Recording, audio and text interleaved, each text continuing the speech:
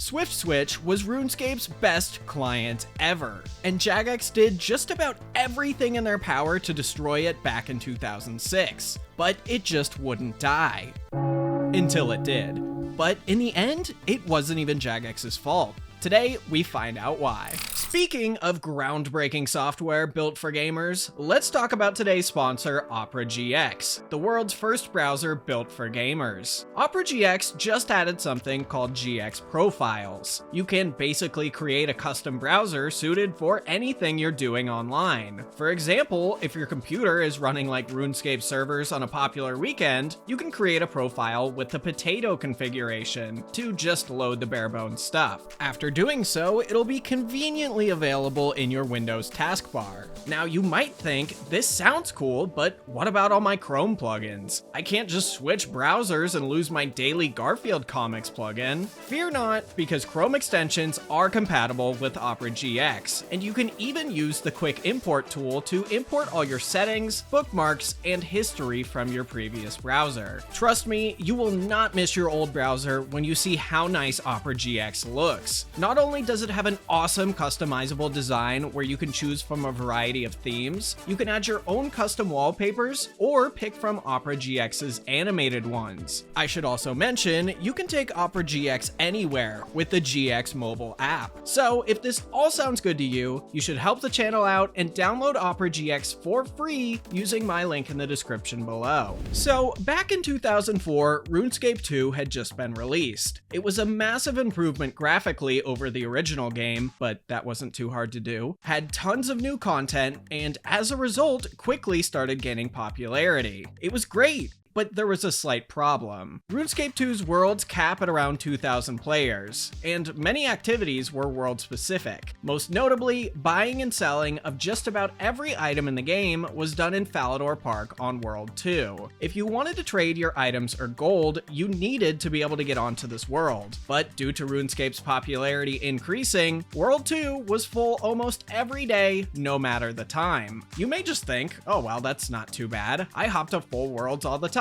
It just takes a few tries. Wrong. It wasn't so easy back then. There was no world selector on the login screen or in-game world switcher. The RuneScape website had a web page that listed every game world after you clicked play. If you wanted to play on a certain world, you just clicked on the one you wanted and it would load the RuneScape client for that world. However, if the world was full, which it often was, you couldn't click on the link. So the only way to get into the world would be by refreshing the world page until the one you wanted didn't say full, you click on the world link, and by the time the client loaded, it was probably full again. So now that you have the client open, you would then have to spam the login button until it let you in. I joked that this is riveting gameplay, but it's honestly more exciting than some of RuneScape's not so good skills. This was a long process that, if you were unlucky, could take anywhere from 15 to 30 minutes, which was and still is a long time, especially if your mom said you could only use the computer for an hour that day. And no matter what, you know she wasn't going to take, but I couldn't log in as an excuse. Rather than deal with this mess, players started looking for loopholes, and a pretty easy one was found. Let's say you spam refresh the world page and you could finally click on World 2. If you bookmarked the link, next time you wanted to log into World 2, you'd just load up the game using your bookmark. No need to spam refresh the worlds list. But RuneScape also had a lot of worlds, and doing this for everyone could get tedious. So players started creating their own world switchers, programs that were like having the link to every world bookmarked and clickable, even when full. Again, if the world actually was full, you'd still have to spam the login button, but you could still skip the whole world list refreshing thing. Now, switching programs had been around since RuneScape 1, now known as RuneScape Classic. But with the transition from RuneScape Classic to RuneScape 2, most, if not all of them, became outdated and broken.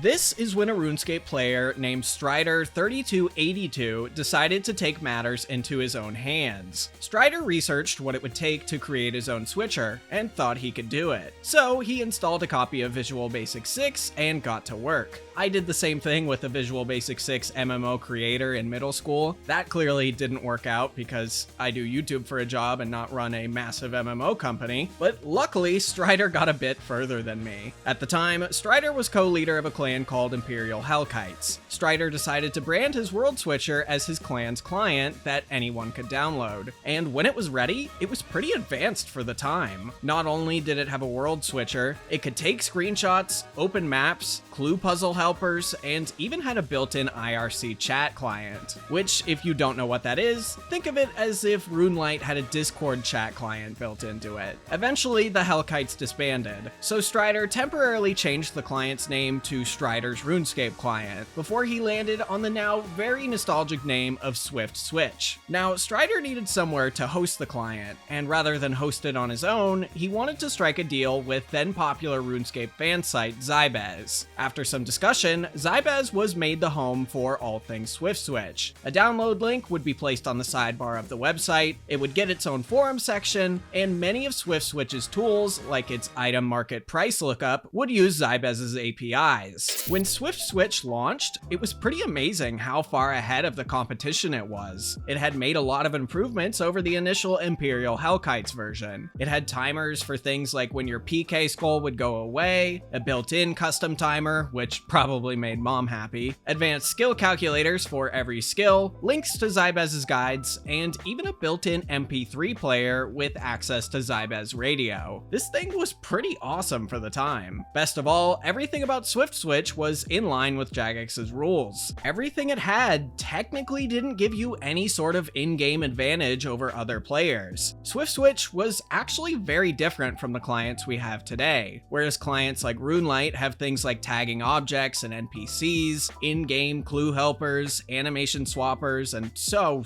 much more, SwiftSwitch had none of that. None of its tools actually interacted with or changed the game itself. But it didn't need to. The tools that SwiftSwitch had was more than enough for most players. So as you can imagine, SwiftSwitch quickly caught on. Competitors popped up, but most weren't nearly as good, or those that were broke Jagex's rules. Everything seemed to be going great, and Strider even got confirmation from Jagex that what he had created wasn't against the game rules, although it did take a few tries. That was until March 14th, 2005, when Andrew Gower, RuneScape's founder, posted a topic without warning to the RuneScape community / Jagex forums titled, "Users of SwiftSwitch will be banned." But a bit of background first. When RuneScape was still a browser game, which, wow, that's weird to say, it would display advertisements just about everywhere it could. On the home page, on the world selection page, and if you didn't pay for membership, there'd be ads displayed above the game window. If Jagex could have figured it out, they probably would have had free-to-play players wearing ads. Jokes aside, SwiftSwitch didn't display any of Jagex's ads, so free-to-play users who played on SwiftSwitch wouldn't ever see an advertisement. Once Andrew discovered this, he made the previously mentioned post, and wow, he just went off. Here's an excerpt. "I am extremely pissed off. Those adverts are all that pay to keep the free game running. What a great way to thank us for running the free game for you by deliberately cutting all the adverts off."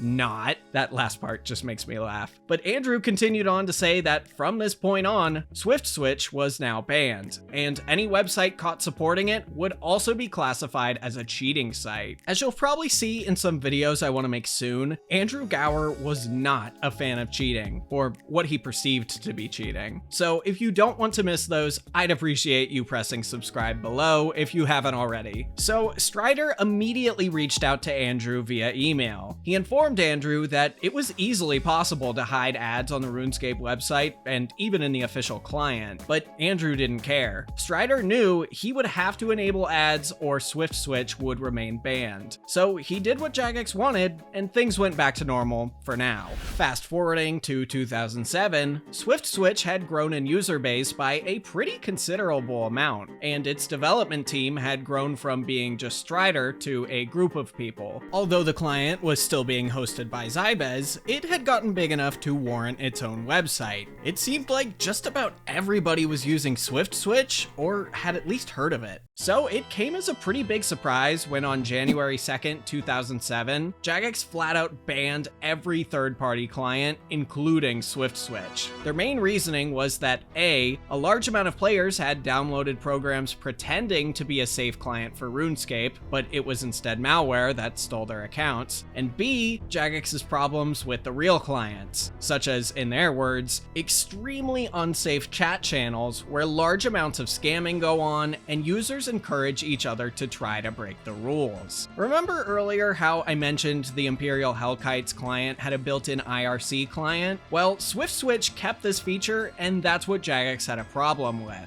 I guess in some of the IRC channels, there had been discussions of rule-breaking type activities, but it was likely overblown by Jagex. However, these channels used the same silver and gold crowns that player moderators and Jagex moderators have in-game, so many players were confusing the IRC chat with some sort of official chat ran by Jagex. Now, regardless of all these issues, let's do some quick math. Quick math. First, we have a well-loved third-party client and the banning of said client. So if we add those two together, we get one big old riot in the streets of Falador. In typical RuneScape fashion, players took to the streets shouting how much they wanted SwiftSwitch unbanned. Players threatened to quit. They said the game sucked without having SwiftSwitch. And the really unfortunately worded phrase of no SS, no RS was born. Players also decided to take advantage of the attention to push their own causes, like vote for number 44, legalize weed,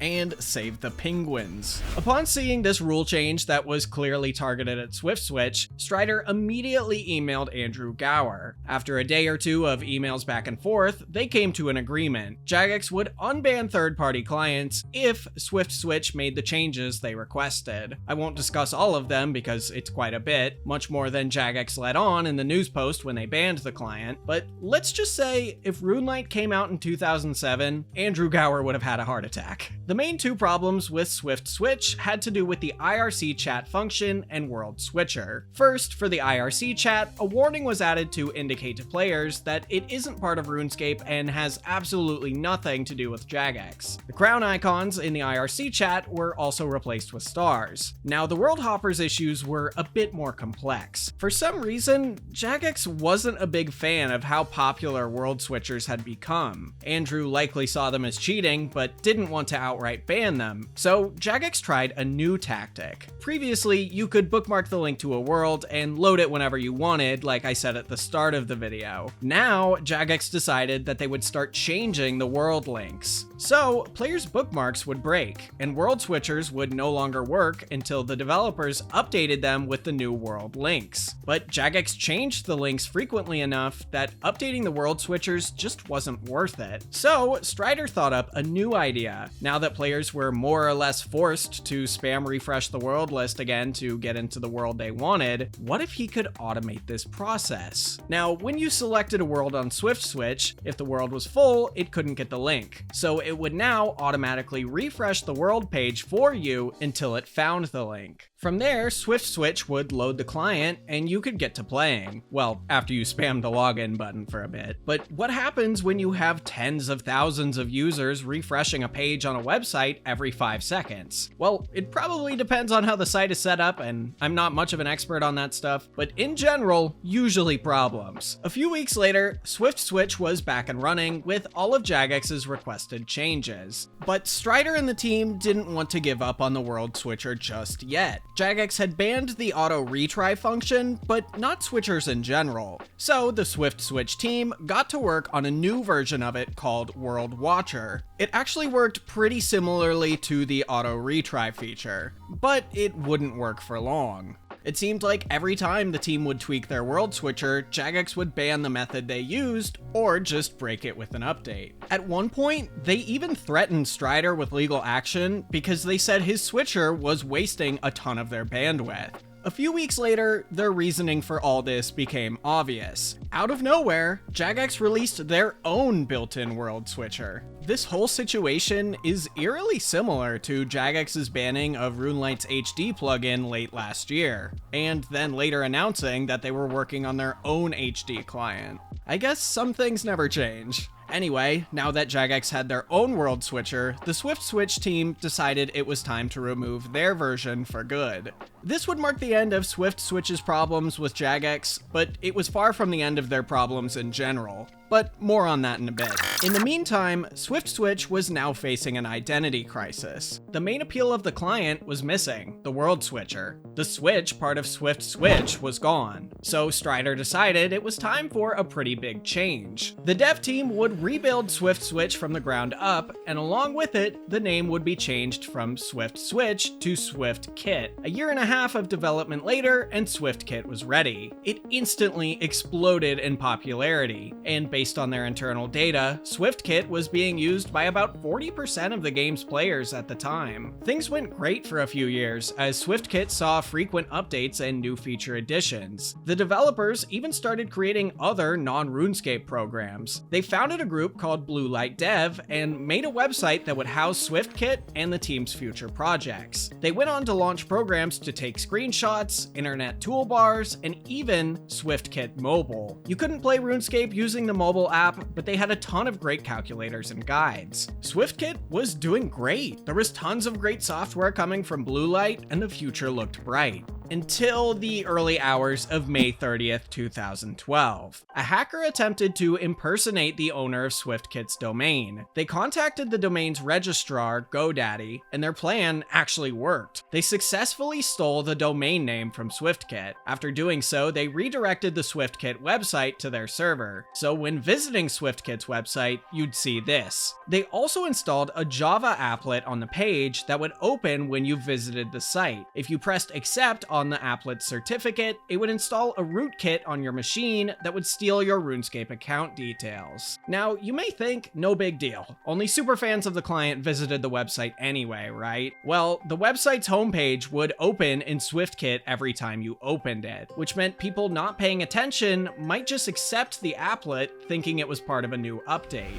Luckily, SwiftKit's team acted fast and got the domain back in around 3 or 4 hours. I have to give some real credit to how it was handled as well. Zpoon, one of SwiftKit's main developers, posted a massive comment to the Reddit thread that was posted about the hack, not only informing users of what happened, but giving frequent updates on the situation, and even writing a step-by-step guide on how to remove the malware should you have accepted the applet. The damage that had been done in that time was small, and there weren't many reports of accounts being hacked. It luckily seemed to do very little to shake SwiftKit's control as the #1 third-party client. But fast forward 2 years later, and the project was dead. If you visit Blue Light Dev's website today, the last update to any of their projects was from 2014, and SwiftKit's page no longer exists. So what happened? Well, I reached out to Zpoon, the developer I mentioned just a minute ago, and tried to find out what happened. He told me that everyone on the team sort of just got bored with RuneScape. Many of them went off to school, got new jobs, and just got busy. So SwiftKit just went into maintenance mode. The only updates that were made were when things broke. For a while, things picked up when SwiftKit added some basic old-school RuneScape support, but it was quickly made obsolete by clients like OSBuddy. Zpoon says even he doesn't know what's going on these days, as he moved away from the project as well. Well, it turns out not much. Strider took down the SwiftKit website a few months ago, and you already know what happened with Blue Light.